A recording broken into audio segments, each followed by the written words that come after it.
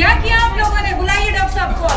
मैं सिर्फ ये चाह रही थी कि हंगामा खड़ा नहीं हो। मेरा मकसद सिर्फ ये था कि डॉक्टर साहब समझ जाए। ओ अंदर है डॉक्टर साहब, ये गए प्रकाश जी। अरे कहाँ खुली है लिफ्ट? मेरे को 15 मिनट हो गए अंदर। सायरन बजाया मैंने कम से कम 100 बार, सायरन बजाया मैंने। और अभी कब वो बता रही हूँ, आप थाने फोन करो।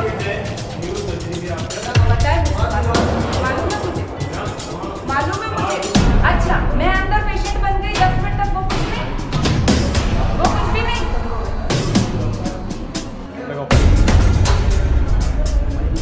आप बुलाओ उनको, पुलिस वालों को। पहले इनकी FIR दर्ज ही करवानी पड़ेगी, ऐसे नहीं मानेंगे। कुछ नहीं, मैं ये दत्ता का वार्ड है अपना, जो जेलिन हॉस्पिटल है उस वार्ड के अंदर हूँ।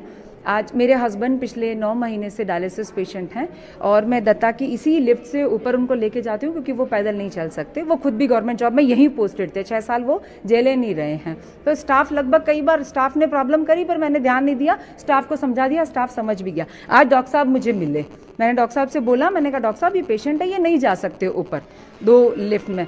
तो डॉक्टर साहब मुझे अभी तब आप यहाँ से खड़े होइए, यहाँ नहीं बैठ सकते। मैंने कहा ये सरकारी संपत्ति है, इसके अंदर मैं बैठ सकती हूँ। और आप सर्विस, आप किसके लिए सर्विस दे रहे हो? पब्लिक के लिए सर्विस दे रहे हो। आप पब्लिक परेशान हो रही है, क्या मतलब है उससे?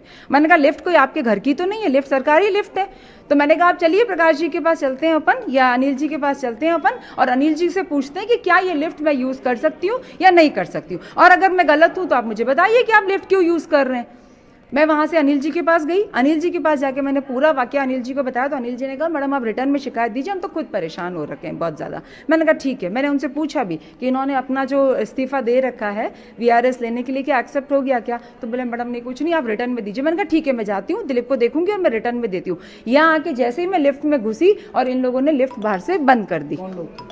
पता नहीं किन लोगों ने बाहर से, मैं तो लिफ्ट के अंदर जा चुकी थी पहले। इन्होंने लिफ्ट, मैं ऊपर जाती उससे पहले इन्होंने बाहर से, मैंने फ़ोन किए, 2-4 फ़ोन किए, प्रकाश जी को फ़ोन किया, वहाँ से प्रकाश जी के वहाँ से फ़ोन आया होगा पर इन लोगों ने नहीं खोली। मैंने जैन साहब को फ़ोन किया, मैंने कहा जैन साहब मैं लिफ्ट में हूँ, जानता हूँ किसी को। आपके सामने आए थे ना अभी वो प्रकाश जी, वो जैन साहब ने प्रकाश जी को भेजा है।